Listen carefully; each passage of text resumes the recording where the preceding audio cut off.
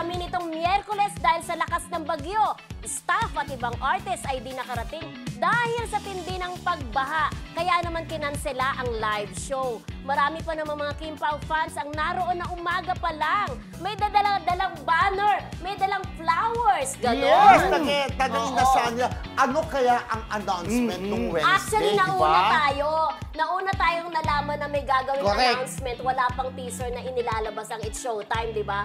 Nauna tayo ng Tuesday. Doon sa Marisol Academy Doon sa mga tonight. nagsasabing, wala namang announcement. Kasi po, hindi naman live po kasi yung It's Showtime nung Wednesday dahil sobrang bagyo. Yes, talaga. Mas inisip po ng ABS ang kapakanan o kaligtasan ng staff ng It's Showtime. At wala talaga Kaya wala. marami mga artist ang hindi Kaya, makapunta. paano Dahil sa bagyo? Mother Ignacia, grabe ang baha dyan na. Konting ulan nga, grabe na ang Kaya paano baha magkakaroon announcement? Pero ako, alam ko yung announcement. Oo, Ano Tayong tatlo, alam na natin kung Correct. ano yun. Kaya Movie yun movie announcement.